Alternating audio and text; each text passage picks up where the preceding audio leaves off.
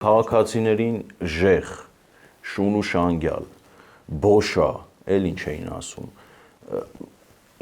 Այդպիսի թուրք, ադրբեջանցի եւ այլն եւ այսպիսի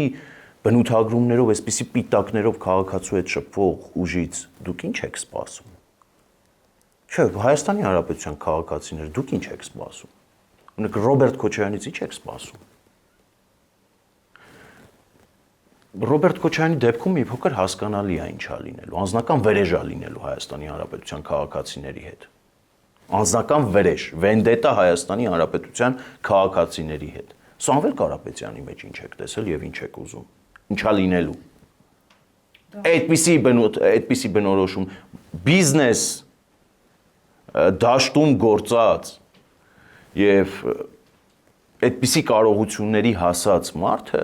քաղաքականության մեջ էլ է բիզնես տրամաբանությամբ առաջնորդվելու։ Բիզնեսմենի նպատակը առհասարակ բիզնեսմենի էլի, սա թող իրենց վրա չվերցնեն, եթե վերցնեն էլ իրենք գիտեն։ Բիզնեսմենի տրամաբանությունն ու հիմնական նպատակը էժանով առնել, թանկով ծախելն է։ Բիզնեսմեններ կան, որ անգամ Հայաստանի Հանրապետության սուվերենությունն են պատրաստ էժանով առնել, թանկով ծախել։ Այդ էժանը կարա լինի քյաբաբի տեսքով,